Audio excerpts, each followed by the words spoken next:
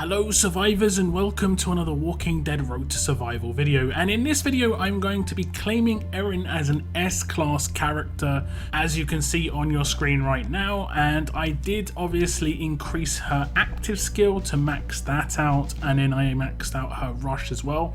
Both are useful for her, so it's worth doing, and I did upgrade her to tier 2 level 1. This is the standard I do things because it's just very easy to get them to tier 2 level 1 as S class characters. We get to see quite a bit of their power that way, but we're not going to see the full power. Obviously a maxed out S class is much better than a tier 2 level 1. So this is how my Erin looks right now, and we're going to look at her combat mods first. You can see she's got 3,184 attack, and I think that's what we should boost fully. Normally on these tests I do that anyway on damage dealers, just to basically get as high as the attack stat as I can get, just to get an idea of sort of damage output they're going to do. But with Erin I think I would do that anyway. Even if she was maxed out, I'd give her everything attack set, attack mod, attack versus something. You know, in this case I'm going to do attack versus strong, and I'll explain why, but easy peasy, attack set, and we're going to go for an attack mod first up, and we're going to try and find the highest one. 525 I think is my highest one. Now for the top right hand corner, I am actually specifically building Erin to be an anti-melee team leader, Lao Po basically right now. More melee defense leaders could come out in the future, and that means I'm going to double down on the trait damage that I can do. I'm going to do an attack versus strong mod, and hopefully she's going to be doing some huge amounts of damage against strong characters. I have got a 41% mod here. In the bottom right hand corner I'm going to do stun resist. While this is kind of normal for a lot of characters, for Erin she's going to be coming up against strong characters who have stun on attack, so it's very much a good idea to do this. And I'd say this is kind of like the standard for this character. If you want to make them the anti-melee defense team damage dealer, this would be a good triple effect for you to go for. And as you can see, her attack has boosted to 4,104. This is only including the mod, not including her weapon bonus, not including her leader bonus, so that'll boost a little bit more. The last two slots I would probably go for a little bit of control. For the moment there's not much else you can do in the bottom right hand corner offensively. You could potentially go for a bleed or a burn mod if you so wished, but I think AP drain would be good. However, I'm not entirely sure if you can AP drain and you can AP drain on the weapon, so there is a situation where this could actually not be useful. I'll have to test it out a bit more because she's got AP drain on her weapon third slot. I'm not sure if both can happen, or if one does happen, can the other one happen? I'm not sure of the situation there. But there isn't really much else you can go for. You could go for a reasonable burn. This isn't going to do too much against an S-class character, and the bleed as well is not going to do too much. So I'm just going to stick with an AP drain for the moment. And then in the last slot, I'm actually going to go with a stat mod. I am lucky enough that I have got a platinum mod. It isn't the greatest, 890. It's better than the gold mod, but it's definitely not the best it could be as a platinum mod. The minimum you can get as a platinum mod is 750. So 890, not that much better. I do have a 1000 on the dot defense mod, and that's on my Arav, but well, I'm happy to put this on Erin. If I had a HP mod in the same situation, I'd do the same. Now you could double down on resists. Defense teams, I think, in the future that are melee will have a lot of taunt on them because you'll see more Dayu. You might see other characters in the future that have taunt as well, so that could be a good way to go.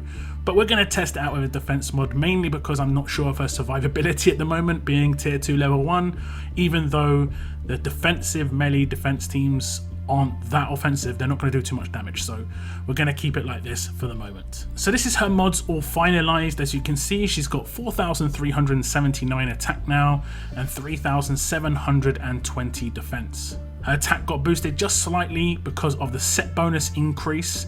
Originally the set bonus I had was only a 3, now it's a 5, and obviously the defense got boosted by 890 due to the defense mod.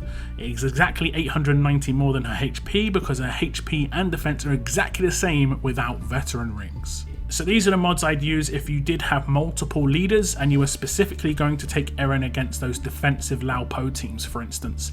However, if you are newer to the game and she is going to be one of your only attack leaders and your majority of the time you're going to be attacking with her, you might want to make some small tweaks. I would say changing something as simple as the attack versus strong to defense versus tough is probably as okay, because if you're going to take her against every team, at least her damage is going to be fairly balanced. She's going to still do more damage against strong characters because she is an alert character, but she'll take less damage when you take her in against tough characters, and she would struggle otherwise. She isn't a defensive character, she's more of an offensive character, so if you are primarily going to use her as your main attack leader, you do want to try and keep her alive against those Prias, Mercers, those dangerous tough characters on defense teams. But for the gameplay tests I'm going to be running, these are the mods I'm going to be using. Now when it comes to her weapon, like I said in my first look video of her, I would definitely go with 40% attack and a huge bonus to AP when attacking. It just seems like the most obvious thing to do here.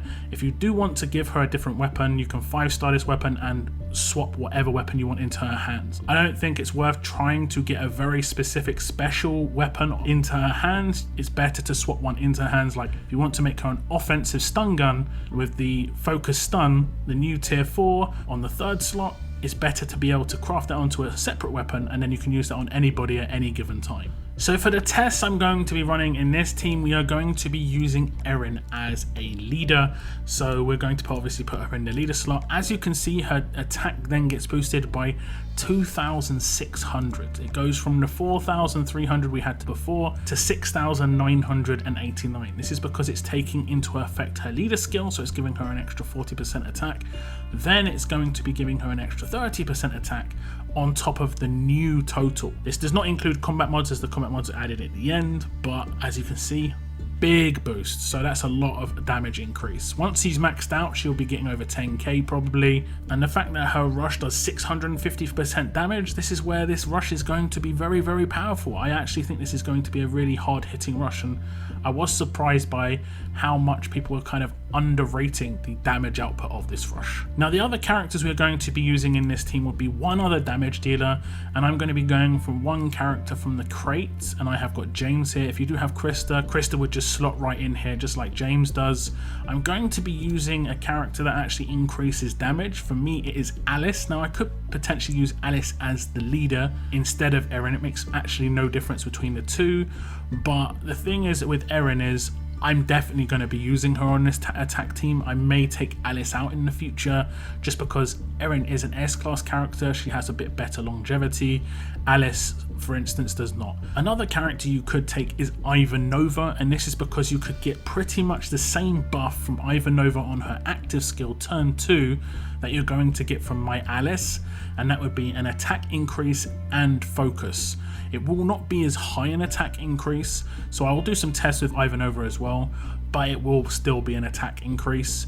Now for the last 2 slots, I'm going to be using a Doc Stevens, and this is mainly just because Erin's AP is not high enough, so I will not be able to get her rush fast enough otherwise and without commanding her. And in the last slot, I'm going to be using Glenn as the command. So that's going to be the team. I'm going to be running some tests with both Ivanova and Alice in this team just to see the difference between the 2 characters. Okay, first attack, we're going to come up against 4 S-class characters and an off-trait character. Erica is annoying, but I don't think this should be too much of a problem. And I think I can get my turn 2 rush regardless on Erin, which is pretty decent. And then I could get Alice's rush as a bonus based on those taunted attacks, and I do. Now this is where I want to see the sort of damage output that Erin has. What sort of defense we got in here? Not that high. 5k defense, 5.6k HP. What can Erin do? Oh, it's a lot of damage. Ooh, that's a lot. That's a lot. What's this character's stats? Not that high. Okay. We'll see. Nice. Nicely done. Should bleed out. So that was not too bad.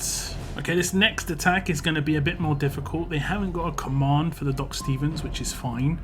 I'm going to be taking in Ivanova instead of Alice, so we're going to get an attack boost still, but it's not going to be as high. But I'm going to still do the same process initially, get my 2 damage dealers their rushes, and I'm going to control Lao Po to stop her from doing her exhaust. Anyone else is a bonus, because that exhaust can proc when Dr. Stevens gets attacked here. If I can stun, nice, gets a stun on James.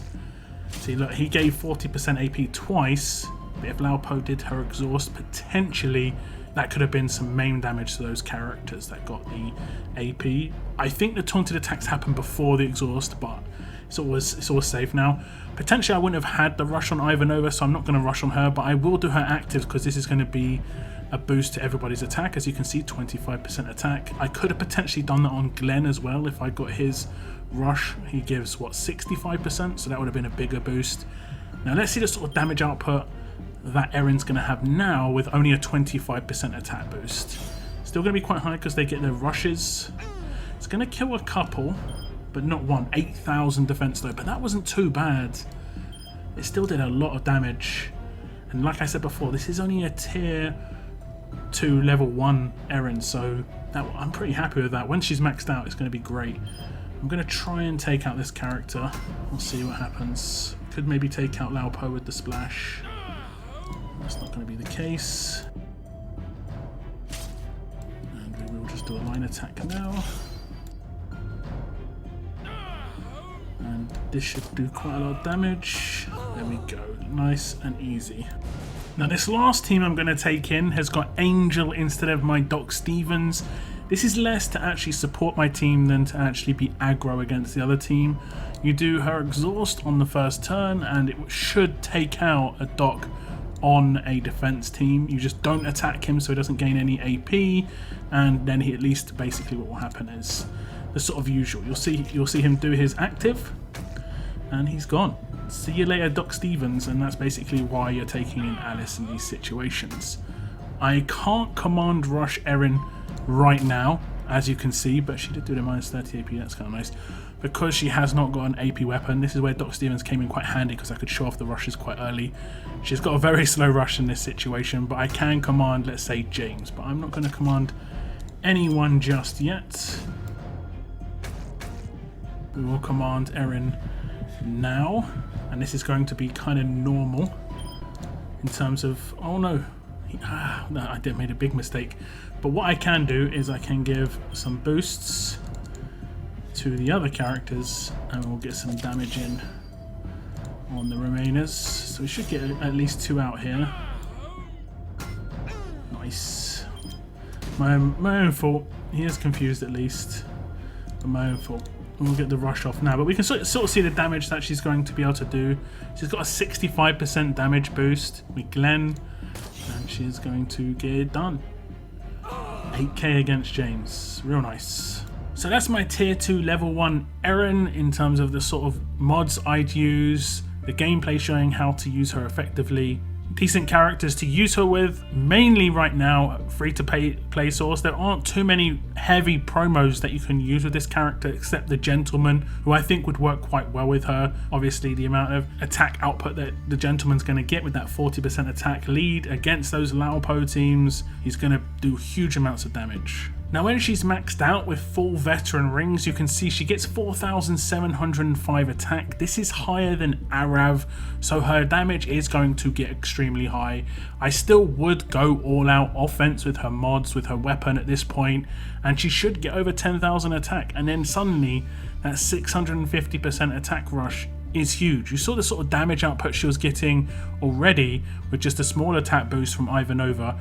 When it's going to be no attack boost but double the base attack stat, it's going to still do huge amounts of damage. She's going to be great. I think she's very useful. You can definitely build teams around her, and in the future I'm just going to look at other characters and think, yes, I can use this character with Erin, be it a character that's from an event or a character that is from promos. I can actually look at future strong and alert characters and think of how I can use them in my roster and on my teams. So hopefully this was useful for you guys. Do tell me your plans for Erin. I'm very happy that I've got her on my roster. I hope you are too. That is the end of my video. Thank you very much for tuning in, and as always, keep on surviving, guys. Keep on surviving.